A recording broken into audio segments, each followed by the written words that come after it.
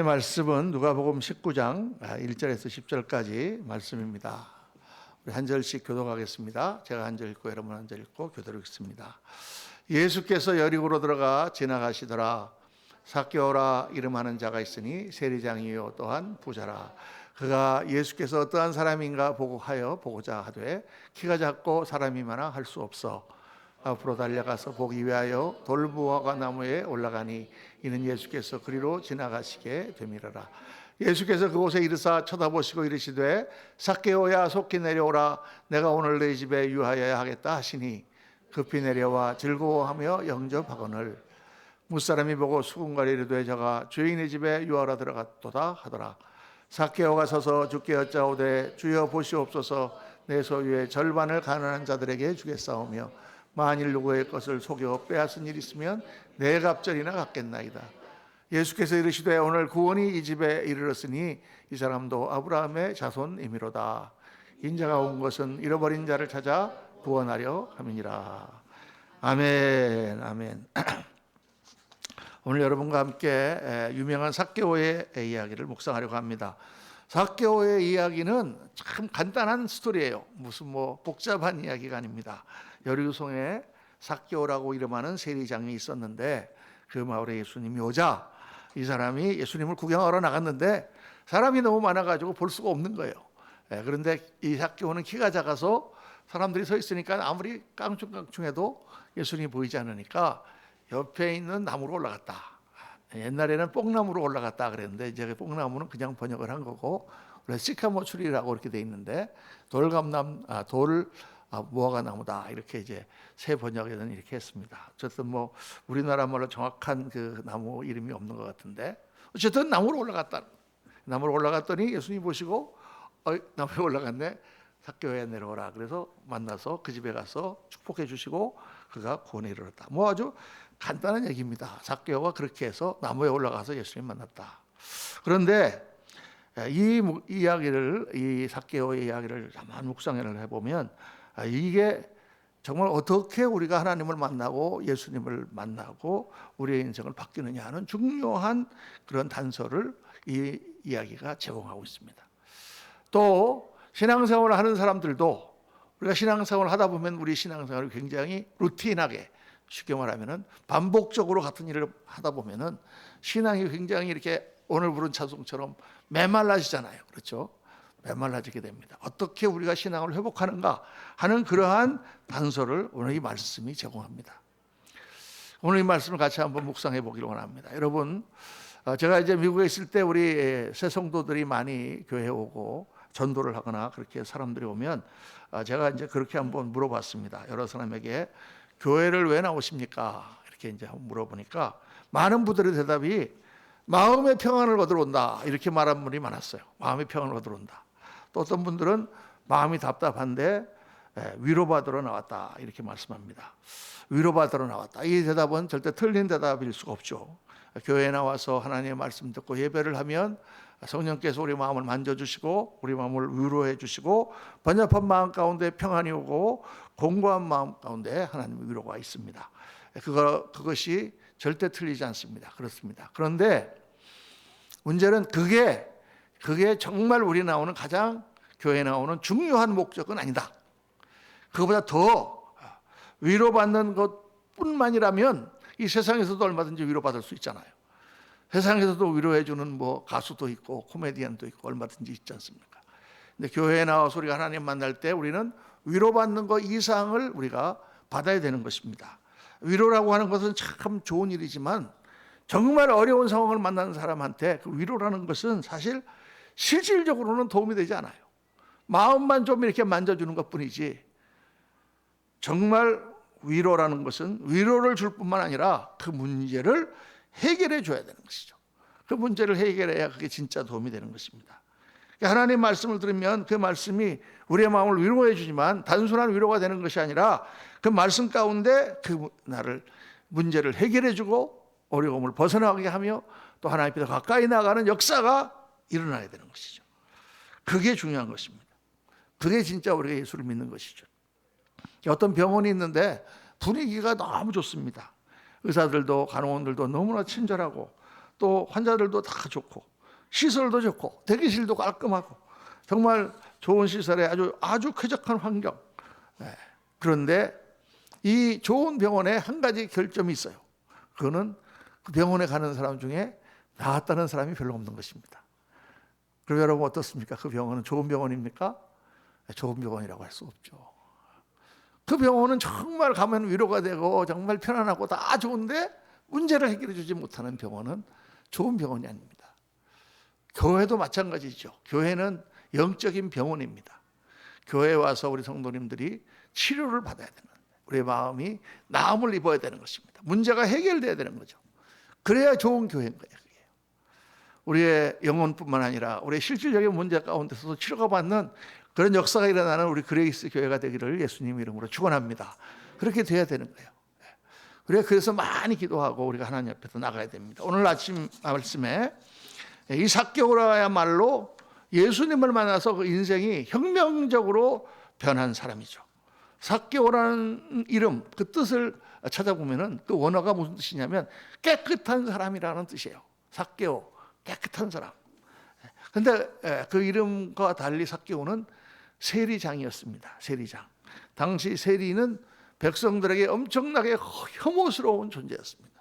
뭐 세금 걷는 공무원이 사람들에게 좋은 인상을 주지는 않겠지만은 그 당시에는 특히 더 그랬다고 말이에요. 왜? 로마 제국에서 어떤 정책을 썼냐면 지방에 있는 세금을 걷어들여야 되는데 세금 걷기가 힘들잖아요. 그러니까 그 지방 사람들을 세리로 다 세워가지고 어떤 예를 들어서 세금을 10%만 낸다 그러면 세금을 10%를 다 걷되 일정량 5%만 상납을 하면 나머지는 다 너희가 가져도 좋다. 그러니까 할당량만 채우면 나머지는 많이 거두면 거둘수록 다 자기에게 들어오는 거죠. 그러니까 세리들이 열심히 세금을 걷고 착취하고 막 그렇게 했다는 거죠. 그러니까 같은 동족인데 그렇게 하니까 사람들이 얼마나 미웠겠습니까? 그래서 뒤에서는 침을 뱉고 그 사람을 성경에 보면은 세리와 창기, 창녀들과 세리를 같은 레벨로 이렇게 기록을 항상 해놨어요. 죄인 그러면은 세리와 창기요. 실제로 요세푸스라고 하는 사람이 쓴 그 역사책에 보면은 그 당시에 사람들이 세리를 알기를 기생충과 같이 여겼다. 파라사이트. 그렇게 기록이 되어 있습니다. 얼마나 사람들이 있었으면. 그러니까 예수님의 삭개오의 집에 들어가니까 사람들이 아니 선지자가 어떻게 저 더러운 죄인의 집에 들어가느냐 이렇게 얘기할 정도로 세리가 사람들을 보기에 더러운 그런 직업이었다는 거예요. 그런데 여러분 이 세리의 인생을 어떻게 생각하십니까? 돈과 권력 이야말로 인생의 최대 무기고 그것을 갖기 위해서 수단 방법을 가리지 않는 그러한 삶. 그게 사실 예수님 때뿐만 아니라 지금 이 시대도 똑같은 삶을 살고 있잖아요. 우리 인간들은. 돈이라면 요즘에는 그래도 제가 어렸을 때만 하더라도 돈보다 더 좋은 게 의리가 더 중요하고 돈보다 더 중요한 게 형제가 더 중요하고 지금 시대는 어떻게 된 게 돈이라면 부모도 없고 형제도 없고 친구도 없고 의리도 없고 아무것도 없어요. 정말 돈이라면은 뭐라도 다 팔아갖고 영혼이라도 팔아서 사려고 하는 그러한 시대에 우리가 살고 있습니다. 여러분 그게 바른 인생입니까? 절대 그럴 수가 없죠. 돈이 아무리 좋은 것 같아도 잠깐이면 다 지나갑니다. 여러분. 잠깐이면 다 지나가요. 아무리 재벌 아니라 뭐래도 잠깐 있으면 다 가고 없습니다. 금방 늙고 병들고 그때 가서 새로운 인생의 의미를 찾아보려고 해도 그때는 이미 늦은 것입니다. 과연 이게 우리의 인생이 전부일까? 하나님은 아니라고 하시죠. 오늘날 대부분의 사람이 그런 인생을 살고 있지만 그렇게 살아서는 안 된다고 하나님은 말씀하는 거예요. 왜? 인생을 마치고 나면 그 다음에 삶이 있기 때문에.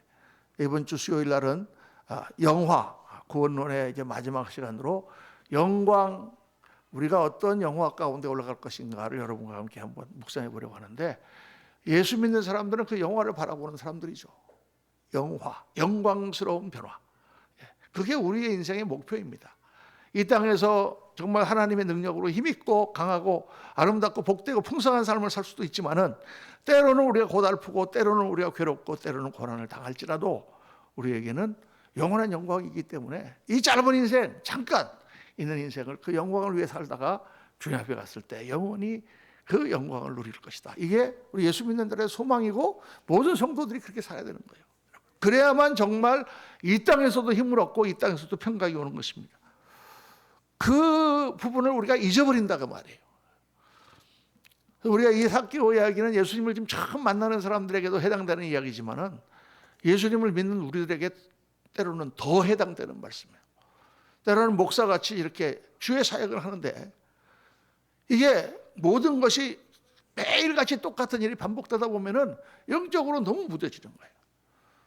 제가 찬양을 너무 좋아합니다. 찬양을 처음에 할 때 그냥 찬양 가사가 다 내 가사예요. 옛날에 연애할 때 보니까 이 유행가라는 게 실현하고 나니까 다 그 유행가가 내 가사더라고. 보니까 뭐 이루어질 수 없는 사랑이라든가 무슨 하여간 뭐 다 저 푸른 뭐 다 하여간 세상 사람들의 젊은이들의 마음을 움직이는 게 그런 노래잖아요, 그렇죠? 근데 예수님을 딱 믿고 나니까 찬송가 찬양이 전부 다 내 찬송이에요. 나를 위해서 지으신 것 같아. 그래서 얼마나 그 찬양을 너무 좋아하고 또 뭐 새벽기도 같은 때도 이렇게 찬양을 너무 하면은 찬양이 힘이 되고 그랬는데 어느 날 말이죠. 제가 예배를 인도하다가 아침에 새벽에 이제 우리는 한 곡만 하지만 그때는 이제 두 곡을 했거든요. 두 곡 찬양을 두 곡을 했단 말이에요. 그럼 아침에 와서 한 곡을 찾아갖고 찬양을 하다가 찬양 끝나면 그 다음 찬양을 해야 되잖아요. 찬양을 하다가 하면서 성도님은 찬양하고 있는데 나는 그 다음 찬양을 찾고 있는 거야 이렇게. 그 다음에 뭐 할까 하면서 깜짝 놀랐습니다 제가. 내가 이렇게 됐구나. 지금 하나님이 내 앞에 계시고 내가 하나님을 찬양하고 있는데 하나님을 찬양하고 있으면서 그 다음 찬양을 지금 찾고 있어요. 겉으로는 찬양을 하고 있지만은 내 속마음으로는 찬양을 안 하고 있더라고요. 그때 제가 많이 회개했습니다. 내가 정말 찬양의 가사 하나에 하나님을 느끼고 하나님 앞에 그 고백을 했던 그 찬양이 없어지고 언제부터 내가 예배 기술자가 돼서 예배를 인도하는 기술자가 돼서 사람들 앞에 찬양을 하나 하면서 태연히 지금 다른 찬양을 찾고 있는 그런 목사가 되었는가. 영적인 위기죠. 우리 신앙생활을 하던 성도님들이 그런 영적인 위기를 자주 만납니다. 1년, 2년, 3년, 4년, 10년 똑같은 교회에서 똑같이 신앙생활을 하다 보면 우리의 삶이 하나님에 대한 그 긴박감, 그 정말 영혼의 어떤 갈급함 이게 다 없어지고 거기다가 뭐 문제라도 생기면 다시 하나님 앞에 나가서 자꾸 막 그러는데 문제도 없이 평안하고 좋은 삶이다 그러면 더 큰 문제 얘기예요. 평안하고 넉넉하고 좋은 삶 가운데 하나님과의 영적인 교제는 점점 없어지게 되어 있습니다. 그래서 오늘 이 삭개오의 이야기가 굉장히 중요합니다. 여러분 삭개오가 왜 저를 만나는가? 어느 날 이 삭개오가 자기 인생에 회의를 느낀 거예요. 이래서는 안 되겠다. 이 신앙자들이 어느 날 내가 이렇게 신앙생활을 할 수가 있는가 하고 느끼는 거하고 또 마찬가지죠. 인생에 회의를 느낀 것입니다. 이렇게 사는 게 아니지 않는가? 그래서 예수님을 만나보기로 나갔다는 거예요, 여러분. 여러분 우리가 이런 마음이 들 때, 이런 회의가 들 때, 이런 생각이 들 때 이걸 절대 놓치면 안 됩니다. 그냥 지나가자 이렇게 하면 안 돼요. 연말이 왔을 때 지난 2022년을 돌아보면서 2022년 동안 신앙생활을 어떻게 했는가 한번 돌아보십시오. 돌아봤을 때 내가 어떤 기도만 했는가, 어떤 식으로 내가 신앙생활을 했는가, 어떤 거에 내가 그렇게 매여서 살았는가 한번 돌이켜 보세요.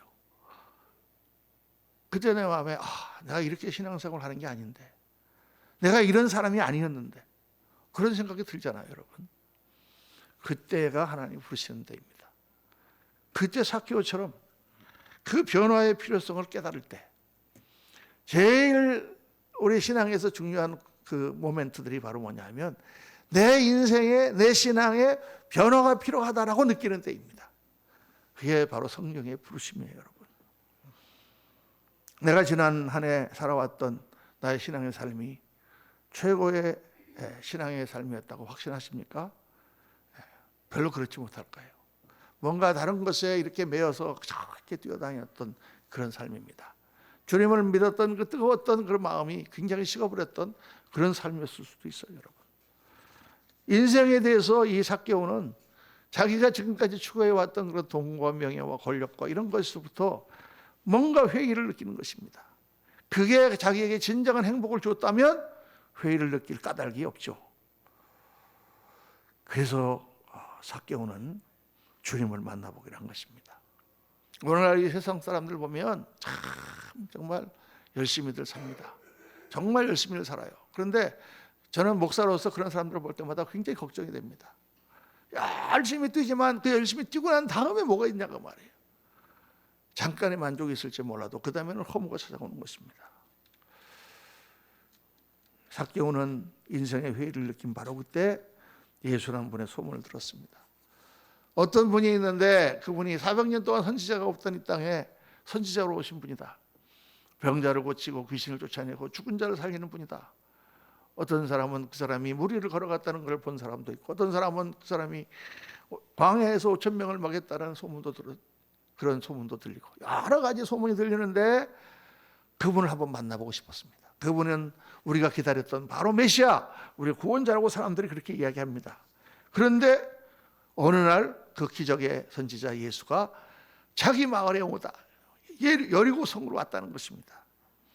그래서 삭개오는 예수님을 만나 달려간 거죠. 근데 가보니까 너무 사람이 많아. 비집고 들어갈 수가 없어요. 키가 작아서 아무리 발돋움을 해도 예수님을 볼 수가 없습니다. 그래서 보니까 나무가 한 그루 있어요, 옆에. 그래서 그냥 딱 나무로 올라갔다. 체면이고 뭐고 다 무릅쓰고 세리장쯤 되는 그런 공무원이, 우리 같으면 그래도 한국에서 한 5급이라든가 4급 공무원쯤 되는 공무원이 그냥 나무로 올라가서 그렇게 예수님을 보러 올라갔다. 이게 이 얘기의 클라이막스죠. 여러분, 그게 어디입니까? 그 삭개오가 올라갔던 그 뽕나무, 돌무화과 나무가 어디입니까? 그게 바로 만남의 자리예요. 주님과의 만남의 자리. 우리가 내가 뭔가 인생에, 내가 지금까지 신앙생활에 내 마음에 불만족스럽고 이게 아니다라고 싶은 생각이 있을 때 여러분 어디로 가야 되느냐? 예수님과의 만남의 자리로 가야 돼요. 그 만남의 자리는 여러 가지일 수가 있어요. 어떤 때는 그게 주일 예배일 수도 있고, 어떤 때는 그게 무슨 수요 성경 강의일 때도 있고, 어떤 때는 그게 나 혼자 아무도 없을 때 아침 9시에 교회에 나와 혼자 앉아서 하나님께 드리는 기도의 자리일 수도 있고, 그 만남의 자리가 필요한 거예요, 여러분.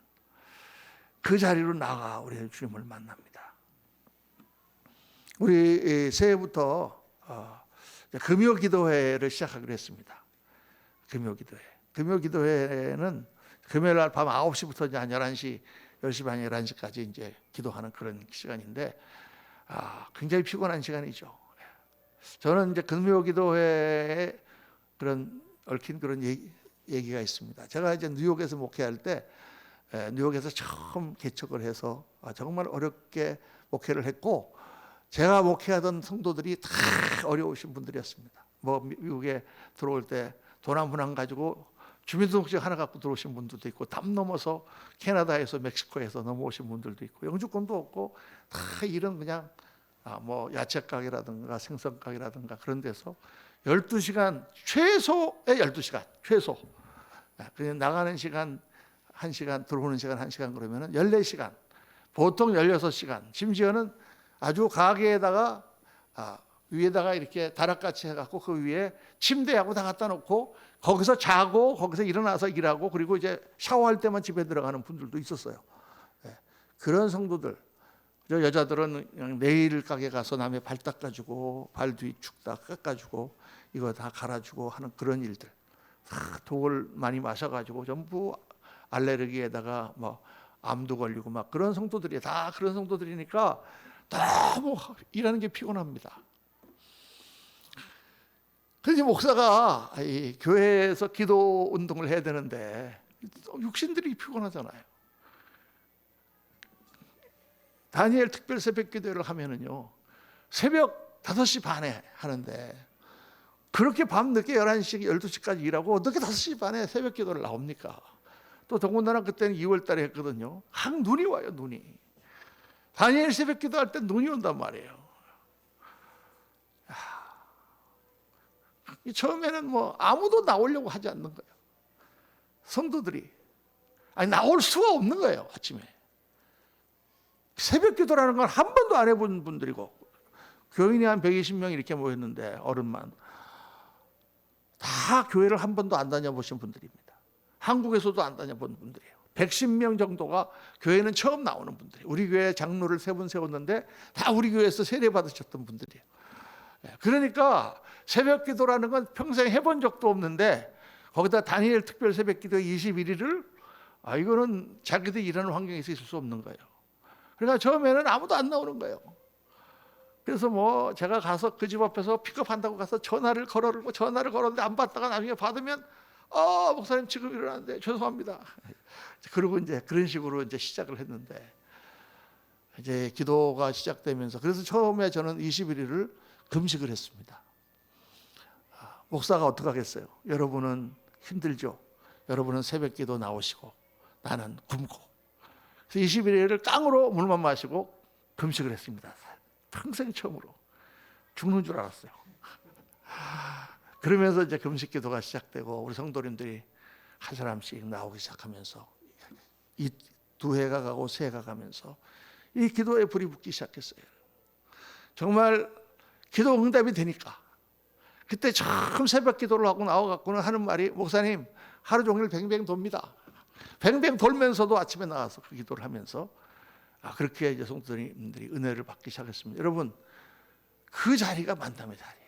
목사님이 강권하고 금요 찬양 예배를 이제 9시부터 하는데 9시에 시간 맞춰서 들어오시는 분들이 별로 없어요. 저녁도 안 먹고 일 끝나면 사람들 다 태워다 주고 들어오면 9시 반에 들어와요.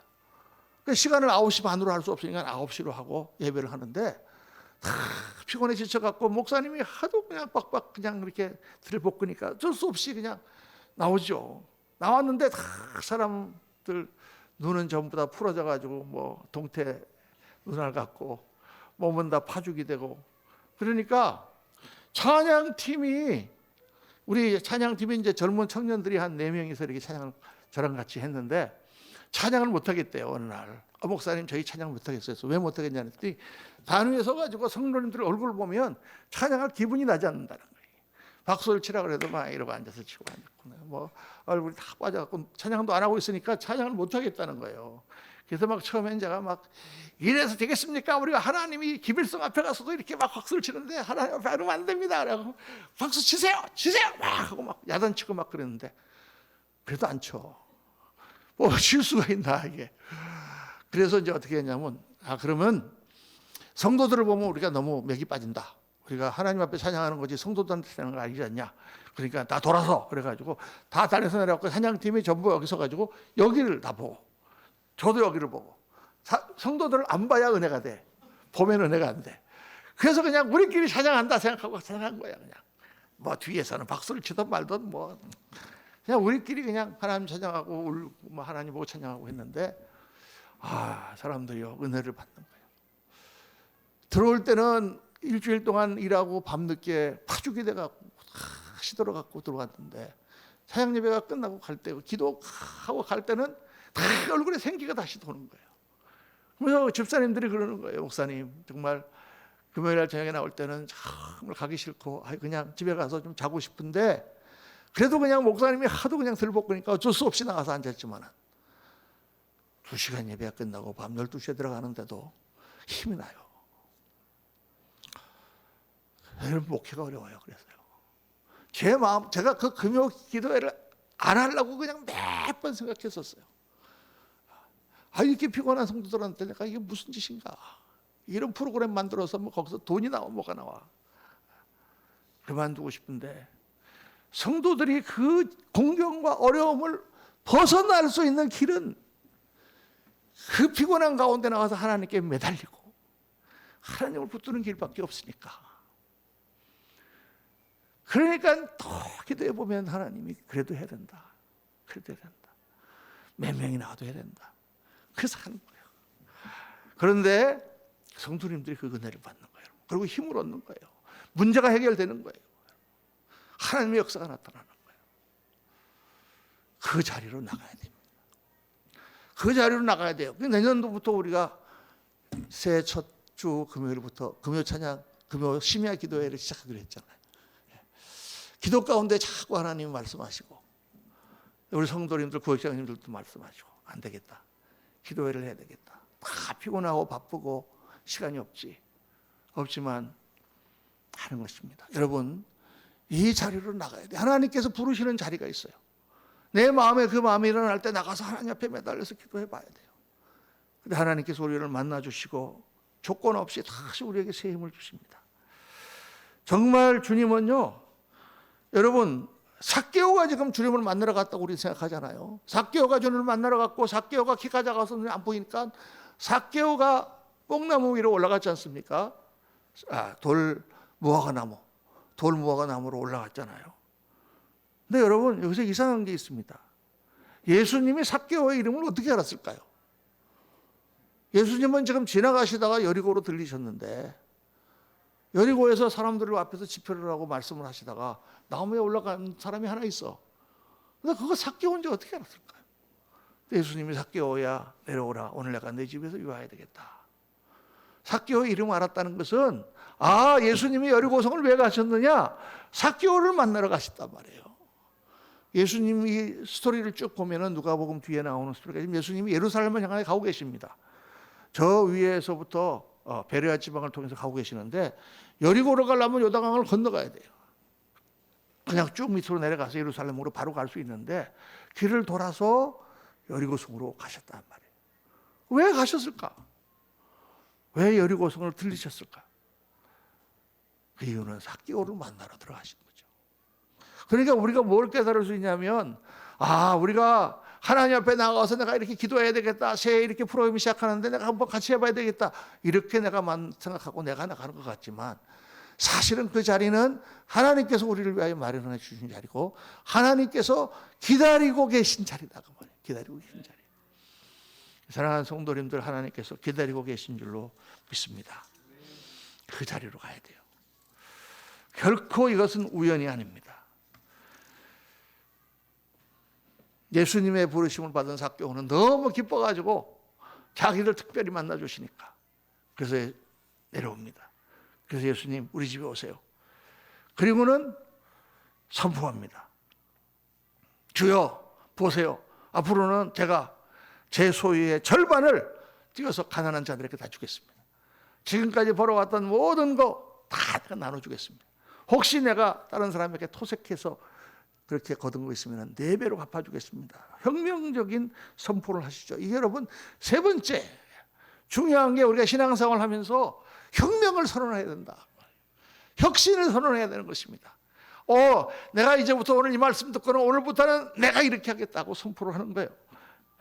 많은 그리스도인들이 예수님을 믿으면서도 이 자리를 잘 안 갑니다. 그냥 말씀을 들을 때 감동이 오고 감동이 있고 집에 가면 사라져 감동이.